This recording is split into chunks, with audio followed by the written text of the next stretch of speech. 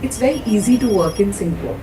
So can you just give some insight why people are preferring Singapore? Let's talk about our compliances, like whether it is GST or tax. Being an Indian chartered accountant, you have seen India and you know about Singapore taxes. So how do you find the taxes are convenient or the tax rates are high? Singapore is developed economy and our country is still developing. But at the same time, it's very easy to work in Singapore. Let's talk about students के लिए भी कि यहाँ पे how many options we have for चाहे वो graduate हैं या MBA हैं. So how many opportunities as a student we have? Can we come to Singapore for these courses? आज हमारे पॉडकास्ट की सबसे स्पेशल बात जो है वो ये है कि वो हम इंडिया में शूट नहीं कर रहे हैं, वो हम वर्ल्ड की one of the most beautiful country जिसको कंट्री इन गार्डन भी बोला जाता है, यस, सिंगापुर में कर रहे हैं. और इनफैक्ट जो हमारे गेस्ट हैं, she is top 50 women entrepreneur of Singapore and हमारे लिए सबसे प्राउड की बात है, she is actually an Indian chartered accountant. तो आइए जानते हैं उनसे कि क्या टैक्स स्ट्रक्चर है, क्या जॉब अपॉर्चुनिटी, बिजनेस अपॉर्चुनिटी और सिंगापुर का लाइफस्टाइल क्या है. सो मिलते हैं जागृति माथुर से.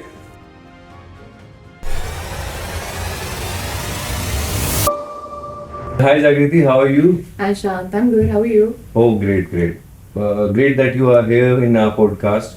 So we got a chance to meet you in Singapore. Yes, thank you and welcome to Singapore. I hope you're enjoying Yeah. It's wonderful country. It's a wonderful country.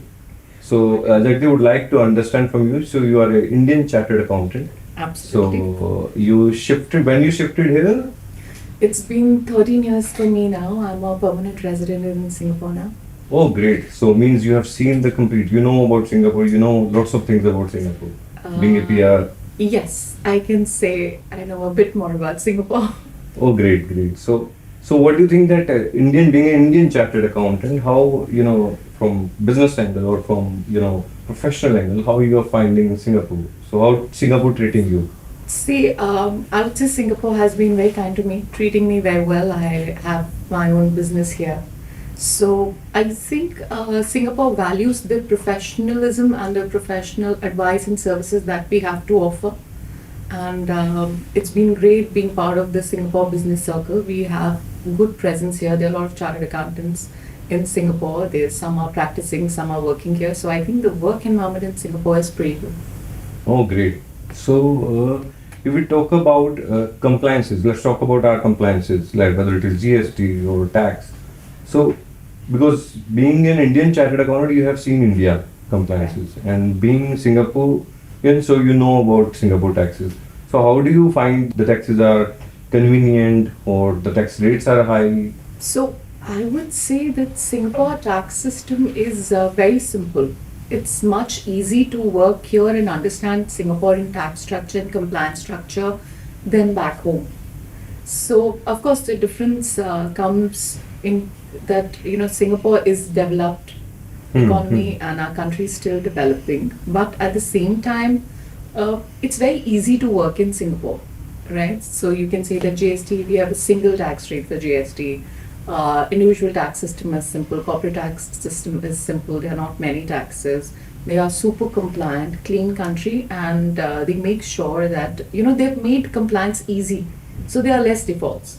Oh, great. So let's talk about GST. You talked about there is a single tax rate. Yes. Can you just elaborate that? Yes. So for GST, there's a single tax rate for GST. It's 9%.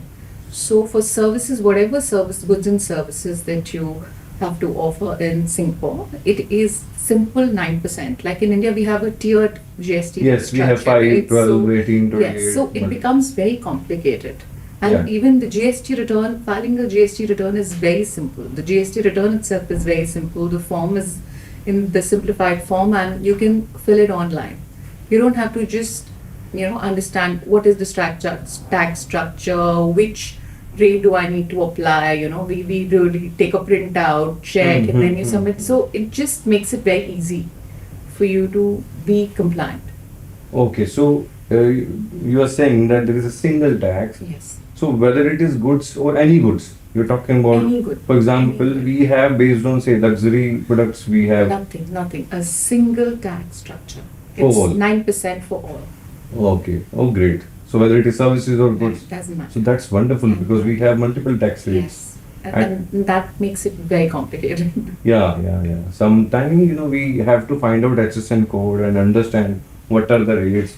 So being a professional also, it is a very tough for sometimes because to find out a particular HSN code and find out the rates of that. Yeah, although I think we can charge a better fee for that matter as a professional for GST in India, but Yeah, in Singapore it's but- very simple. Yeah. But the economy of Singapore and India, so of course, if we talk about charges and all, so of course Yeah, India of course. is little behind that. That's true. It's true. So if we do, so that's about GST. But if we talk about say TDS, we have lots of TDS rates also. No, so we have concept of withholding tax. We have a complete structure on the basis of which withholding tax is charged, and that is also very simple, right? Also, Singapore has a lot of double taxation treaty agreements with different countries on the basis of which we can decide the tax structure, but still, it is not as complicated as India. So with the holding taxes like TDS only, Yeah. is it applicable on whether it is domestic transaction or international? No, so withholding tax is charged on transactions where the service is rendered in Singapore. Okay, if the service is rendered in Singapore, then you have to pay withholding tax if you are an NRI providing services in Singapore. If the service is provided outside Singapore, Okay. then okay. you don't have to charge withholding tax. I So- think it's similar to the TDS concept. But no, TDS we have that, for example, domestic transaction, somebody is providing professional charges. No. So in domestic there is no No, tax. no, So no no. TDS. So No everybody will TDS. take care of their own taxes.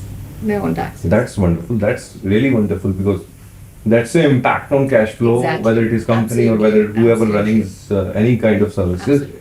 So that's an impact on them in Absolutely. India. So that's wonderful if we don't.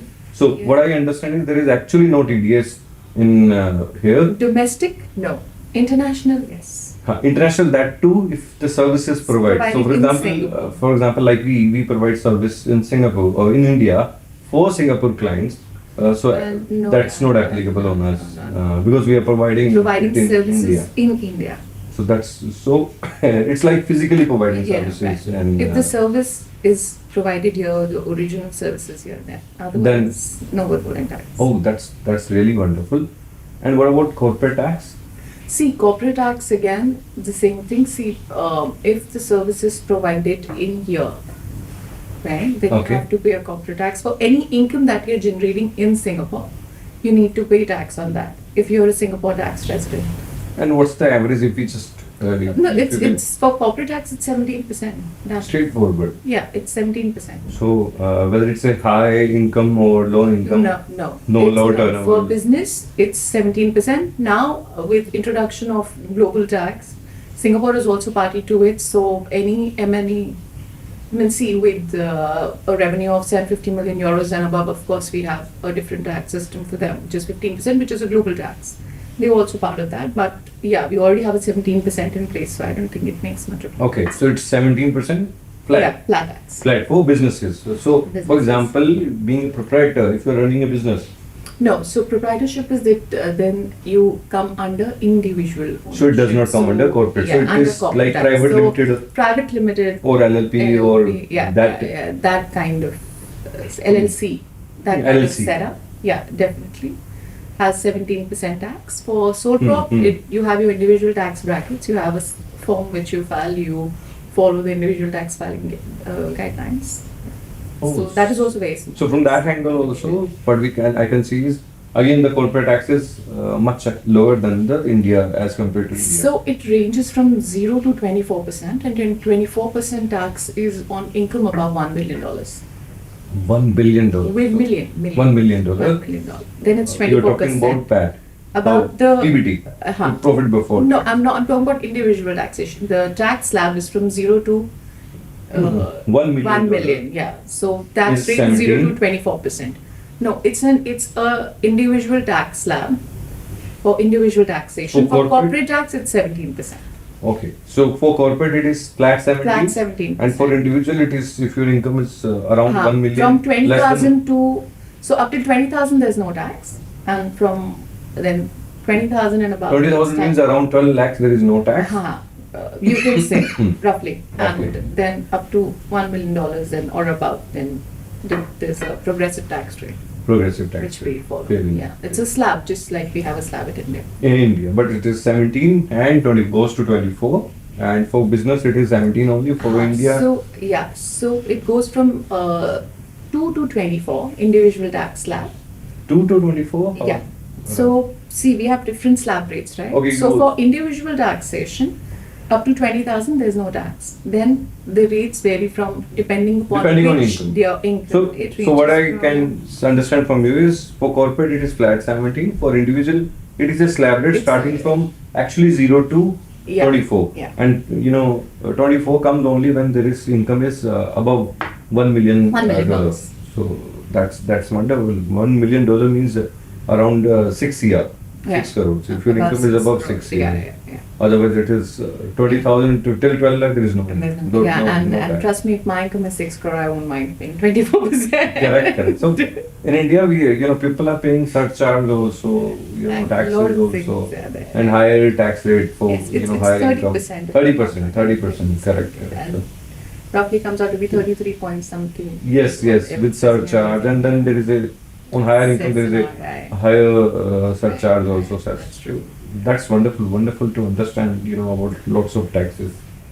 So, Jagriti, we have talked about, lots of taxes, and you have given a, very good insight about Singapore and their taxes.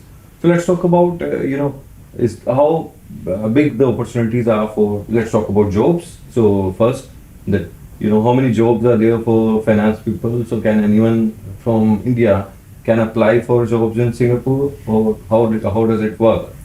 Okay, so Ishant, I get a lot of queries like this, that if there are any job opportunities in Singapore. See, I won't say that there are less job opportunities in Singapore. Singapore market is thriving.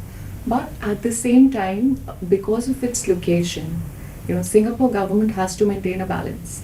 Okay, so they have these quotas, right? Okay. On the basis of your nationality, on the basis of the job profile that you are applying. And there's a point system now. So I'm talking about mid-level senior jobs. They have this point system, and you have to apply an employment pass if you want to be here for Okay. mid-level manager jobs, right? Mid-level senior jobs. And for that, there's a system according to which they evaluate, and then they give you an EP. Employment pass. Employment pass to come and work here. I won't say it's a simple process. You kind of have to justify why we cannot hire a local talent for the same job, and why do we need to get someone from outside for the jobs for which you have talent available here, which is fair enough. So You that have to the maintain company has balance. to The company has to justify that. justify. I won't say justify, but they have to make sure that they are giving equal opportunities to people in Singapore, as well as then only they should hire from outside. And I think that's fair to. Okay. That's Yeah. that's Fair fair enough, enough. yeah. And how difficult it is. For example, if the answer is this, then for example, if MBA finance guys say, for example, in analysis MIS guy, we need an MIS guy. Singapore company needs an MIS guy in Singapore. So that MIS guy, they can MBA finance guy or CA, they can get from Singapore also. So Yes. how easy it is for them also to justify this, and how that government also Yeah. look into this. Yeah, it's not only about justification, Ishant. They have salary levels also, right? So Okay. only up to a certain salary level can you hire. There's a minimum salary that you have to pay to that person. Okay, I would say it's easier and cheaper to hire a resource in India, especially now since work from home is becoming too popular. Instead of bringing the person here, you can very well get the work done there, unless you need the person on site. For an MIS guy to be moved to Singapore for work, I'm not too sure in the current scenario how much sense would it make, right? So it just depends upon the profile that you're hiring, and I think for ease of business, if the work can be done remotely, then why not? Because companies are opting for that option, and for these kind of jobs, you can easily get a person in Singapore. So it's always relative, as I said, right? For example, but this answer. So for example, if in Indian, of course, there is a difference of salary. Yeah. So the reason, the company can give this reason that, I'm getting the same kind of a skill set with a lesser salary. whether I have to move this guy to No, Singapore. but then you have to justify the salary, right? There's a minimum salary in which you can apply for an EP. You can obviously hire somebody on an S pass, but then the qualification and it differs, and then the criteria, you have to fulfill the criteria to call the person here. So you can't just justify that, okay, I'm okay to pay him a lower salary, get him on this and stuff. So there are too many things that you have to take into consideration before you get a Take a call. person here. Yeah. So sometimes, as I said, it's easier to get your work done there than to call a person here, unless he's really required on site. Okay. And so what about from business side? So this was about jobs, and what about business side? Business side. So business side is not a problem. You can anyways open a company here and work. But it all depends upon that. Again, it comes to staffing, right? If you think that you can work remotely, you can very well have a business entity here. And you can work. It's very easy to set up a business in Singapore. It's not a problem at all. It's just that you need to have someone who can be your local director, a Singaporean or a PR. There are also services of nominee director which local corporate service providers can offer to you. So it's easy to set up a business here, but you have to make sure that you run the business and you're super compliant. Right? Your compliances need to be in place. Okay, great. So means if I have to open a company, local director who is a Singaporean Or a having a permanent resident, PR can Anyone. apply for can be a part of my directorship, and it will be kind of a nominee director. And I can run my business. So you can run your business. Along with so for example, I set up a company here and do some business. So can I get employment pass for example, being a director? I'm a director of the company. Along with the nominee director, so can I get a EP, or is there other conditions? You can apply if you depends. Frankly, Ishant, you can apply for an EP, of course, if you want to work here. But then again, I see the criteria would set in. Okay, so with all the terms and conditions. With all the terms and conditions, definitely. If it fits that If your it fits, requirement, we need to have here. To open a company here, so then they will. You can do that. There are other ways also. There's an Entre pass, then there's one more pass which you can apply, but then they have other criteria attached to those passes, right? So, we need to understand it and advise on case by case basis. We cannot just, say a blanket thingy that, okay, if you want to then open a company and it's a gateway to come to Singapore, that's not here. That doesn't happen. So means what I understand from all your discussion is, say whatever has to be justified, it should be logical enough. It should be logical. So Singapore works on logic, not on the way the shortcuts or something. Okay, so one thing, you can't take shortcuts in Singapore. They have a very well defined system and everyone has to follow that. Jugaad. नहीं चलता है. So fair enough. So and what about we talked about जुगाड़. So जो non compliance है, how difficult is this non compliance? जैसे कि हमारे वहाँ पे we have a penalty in GST. No. Of course, there are penalties involved, and more than penalties, there's a risk of striking off your company. Okay. So I would say in a country like Singapore, you better be compliant if you want to be here. Non-compliance is not an option. It is not a much sought after option, right? If you are non-compliant, there will be serious consequences. There are penalties. In some cases, there could be other severe punishments too. So, and ultimate thing is that they'll strike off the business. So you have this risk of, strike off that your company will be winded up. So like, I was discussing with someone regarding, compliances, non-compliances of GST say, or non-compliances in Dubai versus Singapore. So what we have found is there is minimum, very less non-compliance fee in India as compared to say in Dubai, you have to pay hefty amounts, amounts for non-compliances. It's Absolutely. like, you have to pay say 1,000 of their currency. Absolutely. So what I found from here also it's like same. You have to pay. So non-compliance is not an option. It's not an option. So you should comply your stuff to make sure that there is no penalties applicable. I think why does a business have to be non-compliant? Non-compliant at all. The smoothest way of running a business is to get your compliances in order, because I think it's very important for smooth functioning of the business, not from the government point of view, but from company's point of view also. What kind of non-compliances do we have? We don't, that your tax is not filed, your AGM is not done. If your AGM is not done, mainly the reason is that your financials were not prepared on time. Then how are you taking an effective financial decision if your finances are not in order, or if your P&L and balance sheet is not in place? You can't have a clarity in the future of the business or the cash flow of the business. Correct. You don't know where your business is going. Correct. Then Correct. if you are compliant, you know that your things are in order, right? And it also, if you are compliant, you can apply for so many grants, so many concessions. It's just beneficial to be compliant. Correct. They reward you for being compliant. Then why go the non-compliance way? You're right. So I think, let's be logical. Let's so, be logical. Government says that let's be logical. Let's why, be Why, logical. you have Why to do be- you want to?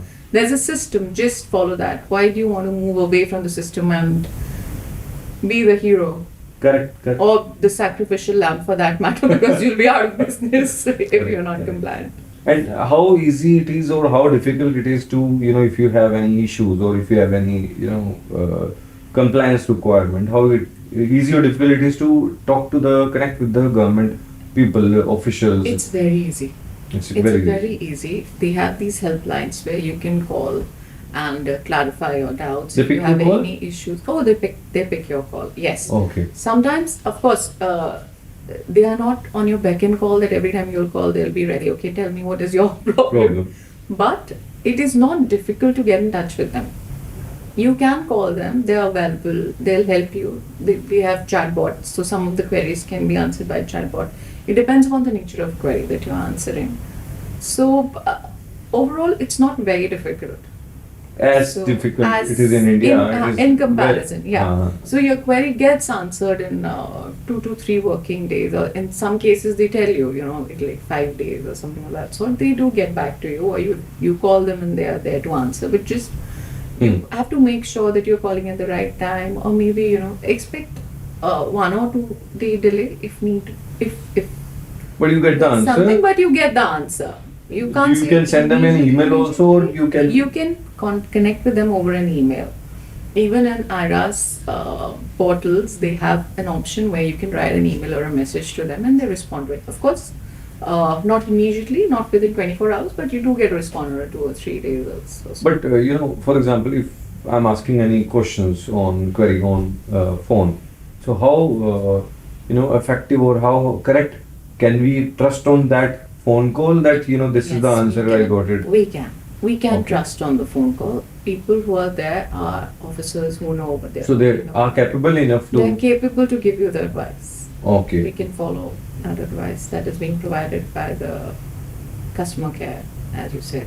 Okay, that's wonderful.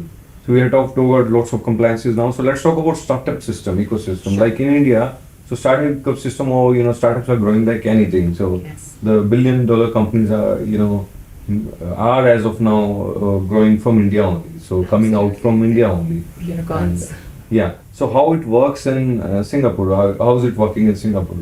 See, in Singapore, of course, startup system is also there. That's also thriving. We have SME centers who are ready to help you. If you have a startup, you have Spring, you can get grants. So they have a good startup system. They are supporting the startups. They are inviting startups and especially tech companies, sustainable companies supporting sustainability, AI. So Okay. most of these companies are more than welcome right now to set up. I think anywhere in the world for that so, matter. So yeah, absolutely. So there's a lot of business that is happening here. And So- SG, and for funding, I think if you have a company in SG, the funding mechanism becomes very easy because of the high compliance status. You get investors very easily if you have a business in Singapore. business in Singapore. So you just said that there are lots of grants available. Right, so right. so how easy it is to get these grants. So being an Indian, we set up some startup. So is it easy for us, or it has to be for Singapore? You need to have a Singaporean to be part of it if you really want a grant per se. There are some grants which can be applied by foreigners, not like that. A Singapore-based entity with foreign shareholding, but you need to have a local to be part of the business if you need grants. Okay. Or is there any subsidized rates for startups who fall under, for example, you talked about AI Subsidized rates? No. for taxes or for Uh, compliances or I won't say they are subsidized rates. Hmm. For startups, it's fairly simple, but yes, they have new startup regime where if you open a new company, they give you some tax incentives. Hmm. There are certain incentives you can say which are given if you open a company here for a 2-year or a 3-year period. So, like, So, in yeah, India, it's- there are, various cases where there is a zero tax rate for some segment for particular years, like for 3 years or 5 years, there's no tax on this. No, there's no 100% tax exemption scheme because the tax rate is so low. How low can you? Correct, correct. It's already so beneficial for you to be here, right? So I won't say that it's complete exemption. There's no complete exemption, but yeah, partial exemption is given, which is quite significant. Okay. So means, Yeah. so there is a ecosystem which is, There's an ecosystem which is very supportive, and I think you get the support that you need. You get the services that you need. It's ease of operation. You get the funds that you need. So they give you a platform to grow and expand. And frankly, Ishant, it also depends upon the area, the geography in which you want to expand, right? So for Singapore, if you want to go to expand in APAC or Southeast Asia, this is the best place to be. yeah. So I think South Asia Pacific countries, if you want to expand, Yeah. Singapore is the Singapore country to is go. the country to go. Correct. So, are there local Singaporean companies? Like in India, we have lots of companies, startups, which has built their business like anything. Yeah, so many, actually, so many companies. As I said, there's a whole SME center dedicated to the SMEs in Singapore. So, there's so many companies. Like in India, what is happening is there is a ladder kind of stuff. The companies first get into their ideas, business models, and if they prove that model, then they go to funding, lots of funding rounds, and ultimately they go to IPOs. Absolutely. That's how. That public listing. Yeah. So that's the process, and that is what is followed everywhere. I suppose your idea is an ideation stage, then you apply for funds. You have the whole process involved, right? So before that, you need to incorporate. Then you need to have your valuations in place. You need to have Correct, your correct, curbs and everything in place. Then you go into funding and stuff, and the journey goes so on and so forth. So I think that's the process followed everywhere. Then all the DDs and everything at the initial stage. So that's the process, basically, everywhere. And how's the economy or GDP is? If you talk about Singapore. See, it's good. Though in 2025 we do expect lower than it's just that the trends show that it may be lower than what we had in 2024. A little lower than that. But still, it's a strong and robust economy, and frankly, it also depends upon how much tariff dear Trump tries to levy on people being the trading hub. So that has some impact. I think other than that, it's a robust economy, and the growth rate is quite stable. Correct. So in fact, we are hearing this out from long back that Singapore is the business country actually.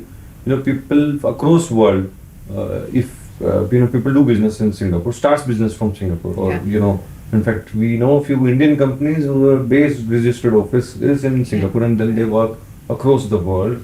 Absolutely. So can you just give some insight? Why people are preferring Singapore? Is the government is very, See, 3 things, Ishant. First, stable government. Second, ease of doing business in Singapore because of the compliance structure, you say infrastructure, they make it very convenient. And then third thing is its proximity to major economies. So you see, if you want to expand your business South Asia, especially if you're dealing with China and India, it's between China and India. 2 big economies that you say. And then because of its compliance thing, if you want to expand in US, it opens your door to US, so Asia Pacific, right? So because of its strategic location and the way they have made the policies, it becomes a dream destination for those who want to expand in these areas. I'm not talking about Middle East and Africa, because if you really want to expand in those countries, then UAE is the place where you need to go. Correct. But yeah, because of its strategic location, I think Singapore is the place to be if you want to expand in these places. So you talked about stability of government. So stability. So from how many terms or how many years the same government could you? We have seen a change now in the PM. For past so many years, we had the same PM. Now we have seen a change in the PM and the government and stuff, which I think we hope for a better or some new and fresh ideas, because we already had a stable structure. So he has come with his fresh ideas, which will be more favorable for Singapore and I think international ties. So yeah, it's fairly stable. It's not like we have all these dirty politics happening. That doesn't happen here. Oh, great. So in fact, my observation is that Singapore works like Singapore government also works like a corporate. It Yes. works like proper True. Yes. hierarchy. In fact, in India also, Now I think there things is a are lot of change. so much better Yeah, in yeah, India, and it's the place to be for startups also. Mhm. I think Indian startup ecosystem is thriving, Correct, especially with the special zones that have been created Correct. now. It's amazing to Yeah, be there. yeah. So India also, it's like working like a corporate only Absolutely. right now. Absolutely. So here also, I think they also works like a corporate. Just like that. It's pretty stable. See, we don't know what's happening on higher levels, but at the organization level, at the country level, where people like us are impacted, it's perfect. Okay, great. Jagariti, so let's talk about students के लिए भी कि यहाँ पे how many options we have for चाहे वो graduate हैं या MBA हैं या like in ICIs we have a chartered accountant course, CPA होगा यहाँ पे. So how many opportunities as a students we have? Can we come to Singapore for these courses? Definitely, Ishant. I think there are so many courses here, and now other than the traditional courses, जैसे आपका CA, CPA, then you have your ACCA, CMA. Other than these, you also have courses in forensic audit or financial crimes or AI or sustainability. These are the things which are now also becoming popular because the world is moving towards that. So they can opt for these courses also, and they can very well come to Singapore and study these courses. And I think it will also help them get a better job, better paying job. Let's be honest about it. So yeah, they can opt for these courses. So there are some. I'm sure that there must be some placement mechanism for all. I'm sure they have campus placements, and they can also, the way to get a better job here in Singapore is either if you're studying through campus placements or through networking.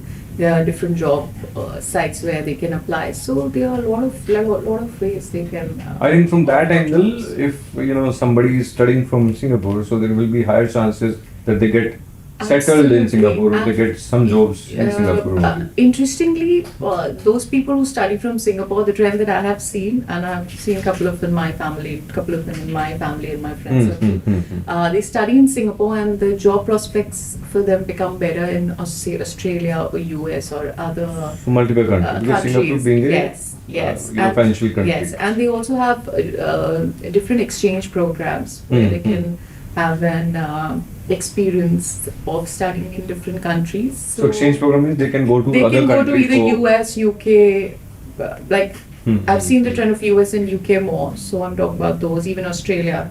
A lot of people go to Australia also, so yeah, that's the trend. So see, Singapore is a small place, right? So sometimes people want to venture out of Singapore. So that is the trend that I have seen. Although it offers a lot of opportunities, great place to be, but yeah, sometimes students who come here, they have the aim of settling abroad or maybe taking different experience. So what I want to say, it just opens up more horizons for them if they want to come and study here, all these courses and stuff. Fair enough. In fact, from that, from living standard angle, somehow it is more expensive, no doubt. Singapore Yes, is. it is. It is. But from last few days, what I'm finding here is there are pollution-wise, so the air quality-wise, it is It's really, amazing. really good. Ishant, I'll tell you, sometimes when we are in India and we come back to Singapore, sometimes we feel that our lungs are not very comfortable with the clean air that we get here. Correct. You are just breathing in smoke. Yeah, That's why. yeah. That's why. So here, it is like very fresh air. very fresh. very calm. You feel very calm. Yes, it's you know, very peaceful. safe. That's the beauty of this. And in place. fact, we were checking it yesterday, so it was just 39. The air quality number Yes.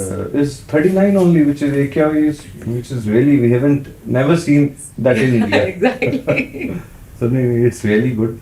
So thank you so much, Jagariti. Thank you Thank so you, much John. for coming Thank to you our so podcast. much. Thank you Thank so you. much, and wish you all the best for all your endeavors and the journey ahead. Thank you. I'm glad that you invited me over for this podcast, and we got to meet each other after 3 years. 3 years, So correct. thank you so much. I hope you enjoy your stay here, and yeah. Fair enough. Thank you so Stay much. in Thank you touch. so much, Jagariti. Thank